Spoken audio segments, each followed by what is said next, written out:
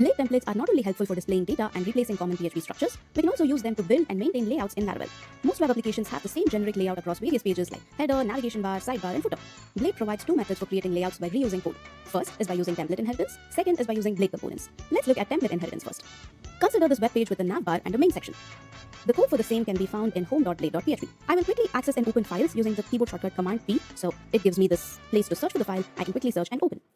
So this entire markup is currently in home.blade.php. But if we need another view like an about page with a similar navbar and content section, repeating this entire code is not a good idea. So let's create a layouts folder within views, new folder, layouts, add a file called base.blade.php. Copy all the code from home.blade.php into the base file. I will close the file explorer for now.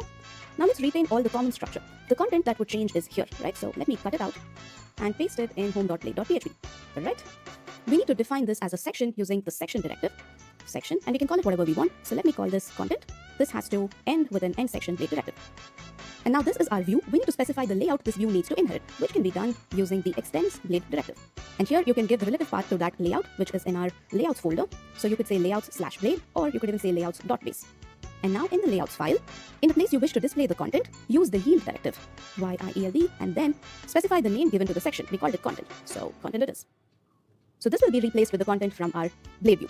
We can go to the browser and verify, refresh, everything still looks the same. Now in the navbar, let's say you want to get the user's name from the view. So replace this here, go to the navbar and replace this with yield name.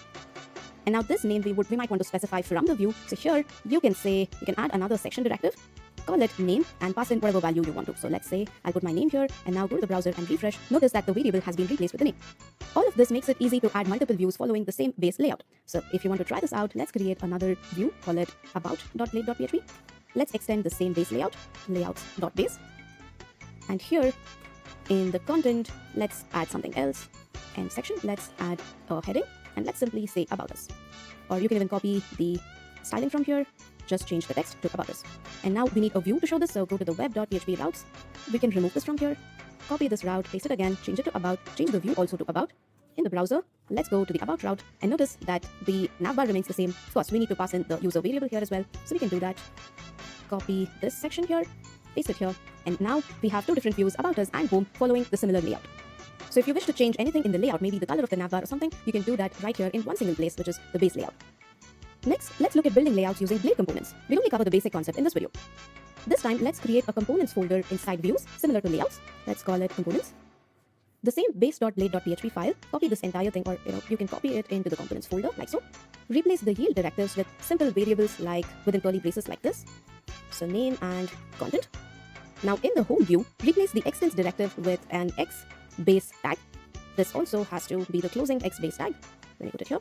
Notice that we don't even have to say layouts or components or anything, because when we use Blade components, all the files, all the components go in here. So the moment you prefix it with x hyphen, it takes in the name from here. This looks very consistent with the markup as compared to the Blade directives. Instead of sections here, we use the x slot tags. So you can say x slot and use the name attribute to specify the name of this. So in our case, it will be name again, and the content of the name goes here. This again will be replaced by x slot, and here the name is content, and this closes with an x slot closing tag. View this in the browser to verify. Let's go to the home route and notice that nothing has changed. We can have multiple nested components and multiple slots this way. And this is the most common method followed by Laravel developers right now. So further in the course, we will use Blade components method for our layouts and learn more as we go.